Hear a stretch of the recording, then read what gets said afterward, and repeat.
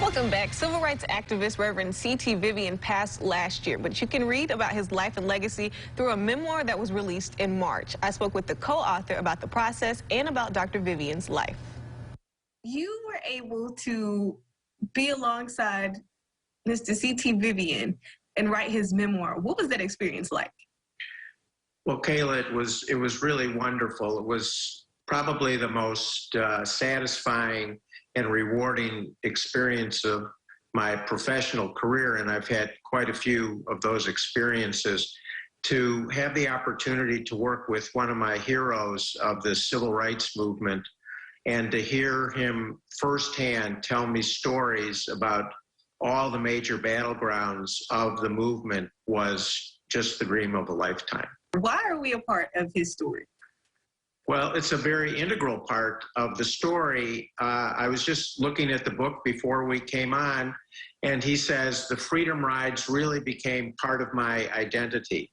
And so almost exactly 61 years ago, or 60 years ago, I'm sorry, in May of 1961, he was on one of the buses with the Freedom Rides that went from Montgomery to Jackson. And when the Freedom Riders got off there and tried to use a whites-only bathroom, they were arrested, taken to a county jail where he had what he said was one of the few really religious experiences of his life, when a guard stuck a gun down his throat and he thought it was going to be all over.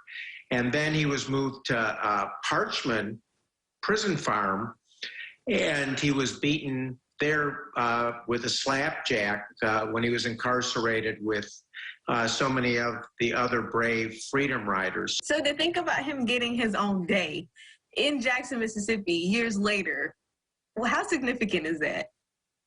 I think it's fantastic. It really shows how things have changed. Obviously, we have a long way to go, but let's face it, in May of 1961, no one was going to say, let's hold a C.T. Vivian Day. How do you think we can look at his life and his legacy of nonviolence and move in our own lives? That's a really good question, and I think it's really important. He was all about love, and there was a great deal of the church in him as well, and bringing the gospel not just in the four walls of the church, but out onto the street as well.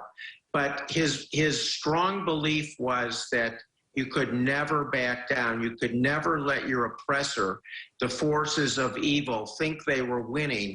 And then y'all are coming here on Wednesday for a special presentation. Yes, I'm going to be joined by Dr. Vivian's oldest daughter, by his wife Octavia, and that's Denise Morse, and we're going to be at the museum and speaking to, I'm going to be Zooming in, but to a live audience. Octavia, his wife of 58 years, played a very strong role, and we'll be talking about her role at the museum on Wednesday.